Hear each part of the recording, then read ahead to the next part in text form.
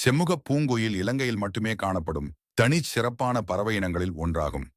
செம்முகப் பூங்குயில்கள் பல வகையான பூச்சிகளையும் புழுக்களையும் சிறிய பல்லிகள் போன்ற ஊர்வனவற்றையும் உணவாக கொள்ளும்.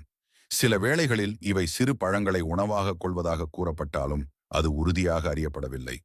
ஏனைய குயிலினங்களைப் போன்றில்லாமல் இவை பெரும்பாலும் அமைதியான பறவைகளாகும். தற்காலத்தில் உலகின் மிகச்சிறந்த உயிர்ப்பல் வகைமையை கொண்ட இடமான இலங்கையின் சிங்கராஜ காட்டிலும் அதனை அண்டிய காடுகளிலுமே செம்முகப் பூங்குயில்கள் கூடுதலாக காணப்படுகின்றன. இவை எதிர்நோக்கும் முக்கிய சவால்களில் வாழிடமிழதல் குறிப்பானதாகும். இலங்கை காடுகளில் இடம்பெறும் சட்டவிரோத மாணிக்க அகழ்வு, மரங்களை தரித்தல், விறகு சேமிப்பு, காடுகளை அண்டிய பகுதிகளில் ஏற்படும் குடியிருப்புகள் என்பன இவற்றுக்கு தீங்கேற்படுத்துகின்றன. செம்முகப் பூங்குயில் இலங்கையில் சட்டத்தினால் பாதுகாக்கப்பட்ட இனமாகும். இவற்றின் வாழிடங்களான காட்டு மரங்களை தரித்தல் 1990ஆம் ஆண்டு தடை செய்யப்பட்டது.